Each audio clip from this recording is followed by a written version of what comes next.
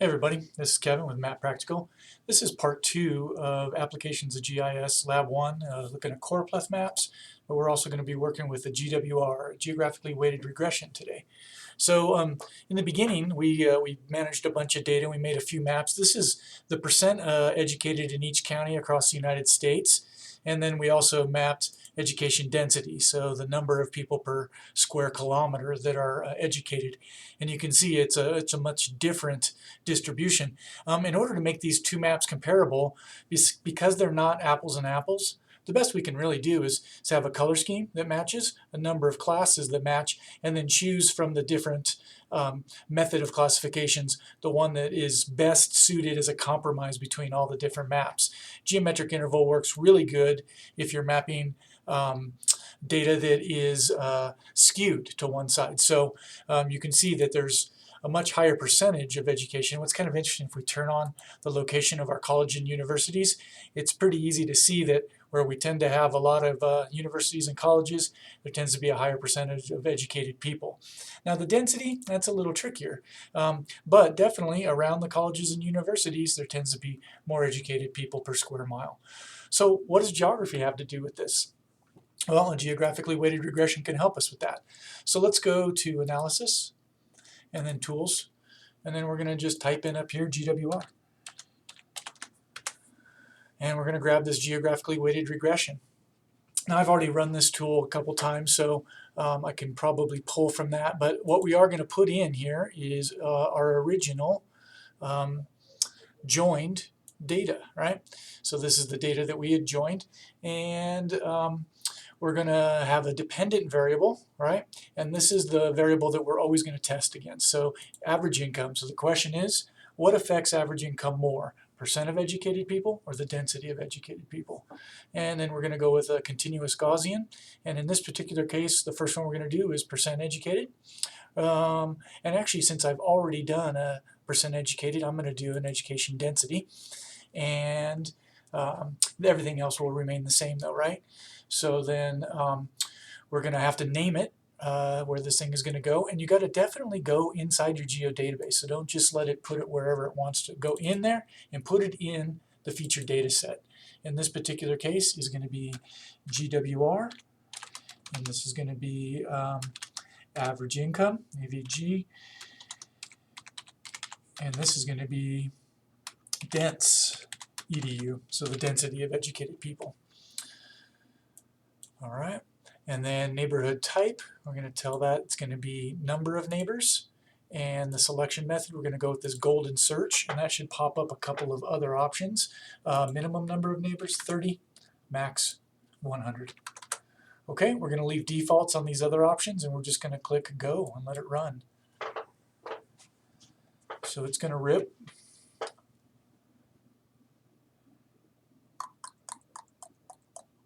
And once it finishes, you'll get a bit of a warning, and you can click on this View Details down here, and it'll give you this pop-up. So the final model didn't have the lowest AIC score, so it could have effects. The least one local regression had very limited variation applying weights, so you got to use caution interpreting it. Remember, when it's just an exclamation point, it's only a warning. It's not saying that anything went wrong.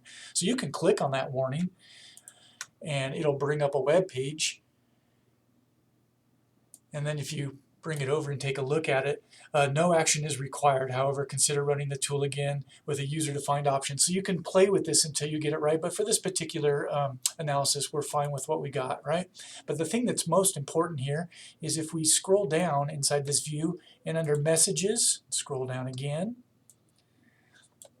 and then scroll down on what they give you here, and these analysis diagnostics right here, the model diagnostics are important for us to look at. So it had an R-squared value of 0.66, not great, an adjusted R of 0.58, so even worse, and then this AIC sigma squared, and all those are important. And in the actual instructions, I tell you to look at these. So we want our R2 and adjusted R2 to be closer to 1. That's better, right? So a 1 would be a perfect fit in the regression line. An AIC, we would want smaller is better, sigma, smaller is better, effective degrees of freedom closer to the number of features, so close to, I think we we had 3,200 counties or so, and that's actually up here somewhere if we went up and took a look at it. Let's see here. Well, it's just the N number there. It is 31, yeah, 3,109. That's the number of features. So when I say, you know, closer or smaller is better, closer to 1 is better, better than what? Well, better than another run, right? So if we were to take a look at the parameters for a previous run, so if I turn this one off and turn on my other one, I'm going to turn this guy off and I'm going to turn on this guy. So there we go. So this is my average income, right? And so I would need to look at its parameters. And let's see if I can go back to history, open history, there we go. And then look at my geographically weighted regression from before. Yeah, that's it. And we can take a look at its message. And what we should see down here is that this one has a much higher r-squared value, right? So that one should be closer to 1, 8.7 or 0.87. That's looking pretty good, AIC. So you'd have to compare it to the run on density. So all these that say smaller is better, when we mean better compared to another GWR run that has the same dependent variable but different explanatory variables, okay? All right. When the original tool runs, it's going to label things and put them in a Choropleth map that's standard deviation. And I've talked about it in class. It's harder for most audiences to understand what standard deviation is. So the best way for us to go ahead and display these guys is going to be by its local r-squared. So I'm going to go to Appearance and then Symbology.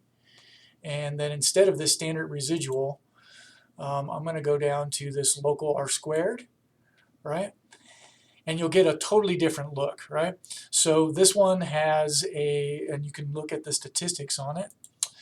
It'll show you the statistics if you just click there. Had a maximum value of 0.86, right? So that's not too bad in some places, but a mean value of 0.4, which is pretty low. And then a minimum value of negative 0.25. That's really bad. You're not supposed to go below 0 on regression runs, but because it's doing a weighted regression based on geography, you can't come up with those negative numbers sometimes. Now, in order to make these things comparable, I say in the instructions to display this thing in steps, right? So what you would do is instead of 7 classes, let's go with 10. And instead of natural breaks, let's go with geometric interval. Because I'm guessing if we take a look at the histogram, it's semi-skewed. It's pretty normal on this one, but we can see that that 10 classes gives us this idea that there's definitely some clustering.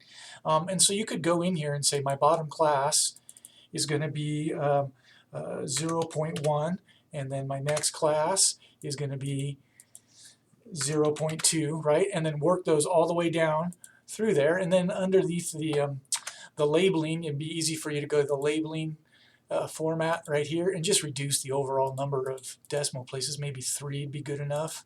And we can go back. Yeah, that looks pretty good. So this is the number of density of people per square kilometer. But once you've done it for one, you don't have to redo it. So I already did this for my original GWR run, which was comparing average income to percent educated. So when I turn on my other one on density, all I have to do is go from this double drop down, these little import symbology, and tell it which layer I want to pull my symbology from.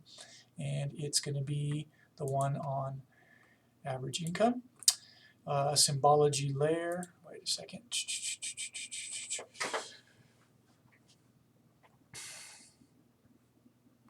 Yeah, symbology, yeah, average income right there. So what's the problem here? Duplicate inputs are not allowed. Input layer. Well, I know. Oh, the density is the input layer. That's the one I'm trying to do. The symbology layer is this one, and then it automatically picks up what's in there. So maintain ranges, everything. We hit run, and let's see what we get. Yep, there we go. So now it has a matching legend. So now these two are directly comparable. So we can see that there's much higher scores and a lot of clustering, it looks like, in the percent educated as being an explanatory variable for average income versus education density. So there are definitely some, but most of the scores are kind of in this lower range, right? So kind of helpful. Now in the instructions, we can see that there's some clustering here, but we want to be sure, right? So what we could do is we could run a spatial autocorrelation. So let's go back over here. And I'm just going to type in Moran's. Spatial autocorrelation, global Moran's 1. Click on that guy. And I'm going to put in my original percent educated right there. And in this particular case, we're going to put in the local R squared. A lot of times you're going to put in the residual, but since we're going to display this data in the local R squared, we want to see what the clustering is in that particular one. So, so there we go. We want to generate the report. And instead of inverse distance, I found that going with k nearest neighbors works better for this one. And instead of row, we go with none. And then we go with 30 neighbors. And we'll let that rip. Let that go. Cool, and it did it. And then if you take a look at the details, it gives you a report again. And then right here, this report file, if we click on that, it brings up an HTML graphic of the distribution of those values. So what it's saying here is that we have a significant clustering in this, which we could see, but we wanted to make sure. And given this z-score, there is less than a 1% likelihood that this clustered pattern could be the result of random chance. When you have cluster in a GWR run, it means that the model is misfit. However, it does mean that geography is playing a huge part in it. So in regional context, in some places, you've got a high correspondence, a high significance, where the percent of educated people is driving the average income, but in other places, not so much. If it was the other way and it was dispersed, it'd be dispersed the other way. It'd be that geography is having an effect, but it's not clustered, it's not very regional, it's more finite in individual places. So what is this really telling us? If it came back random, it would basically be saying that you've explained the dependent variable very well with the explanatory variable, and the geography doesn't have much to do with it at all. Meaning that like percent education drives average income in counties everywhere, regardless of geography. So in some ways, the geographically weighted regression is trying to remove the influence or tell you if there is any influence from geography. And we can see here that it's pretty influential, right? Okay, so basically that's all we're doing. We're going to make these two runs, education density and percent educated, and compare those, and it's pretty easy to tell by looking at them that, well, the education density, at least at the county level, is nowhere near as important as the percent educated, right?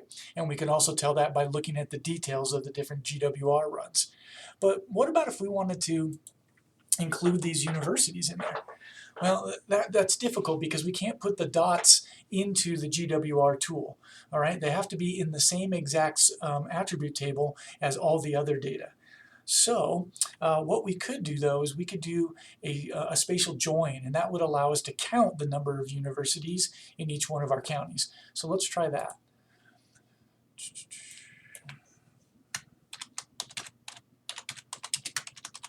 So I'm just going to find the spatial join tool. There it is. And my target features are going to be my original join, so my ConUS join right down there. So I'm going to go ahead and pull that guy. Great. And the join features is going to be the shapefiles of universities, right? Cool. And it's going to be a one-to-one. Keep all target features. We're going to intersect it, but we can do something interesting down here with the field map. We don't necessarily need all the information from all of the different universities, like their address and their classification and everything. What we're really after is just a count. And the spatial join automatically creates a count field in the attribute table. So we can scroll down here and we'll be able to get rid of all the fields that are have to do with just the universities, right? We're going to keep our percent educated, our average income, our density. That's all important for us. But starting with this object ID, and going all the way down to the bottom, I'm going to hold down my shift. We can delete all of those fields, and now those won't show up in our new join layer. So this is ConUS join spatial join, and I'm just going to change that from, and actually I'm going to go into the geodatabase and make sure that it's going to be in the feature data set. Con-US join, and this is the uni join. All right, let's save that. Okay, looking good, and I'm going to say run.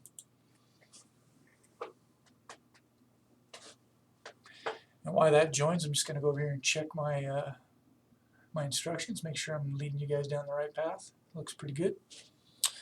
Okay, and then what all that did is it created a new layer, which should be the join. Yep, there we go. And it's putting it in by education density, but that's fine. And what we're going to do is take a look at its attribute table. And there we go. So there's a count. So we have all the way from 0 colleges, universities in some counties to a high of 218 in Los Angeles. So Los Angeles has a really high count. Previously in Arc desktop, when you did a spatial join, it would leave you with a bunch of nulls instead of zeros. And the GWR tool won't run if you have nulls in there, so you just have to replace the nulls with zeros. But in Arc Pro, it doesn't do that to you. So we'll go ahead and do that. And now we can run another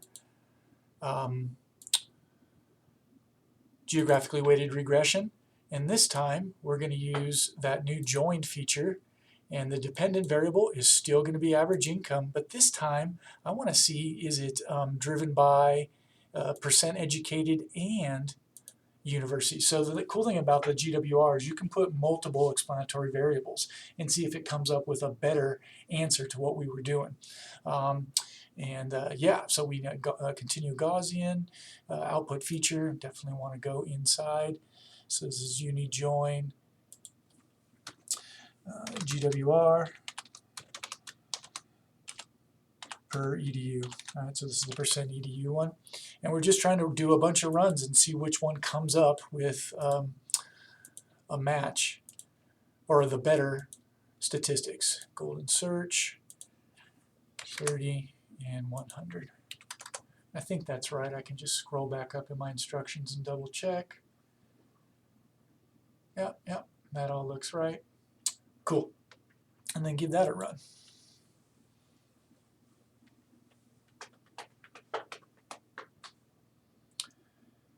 And when that's finished, again, it's going to symbolize it by the standard residual and by standard deviation.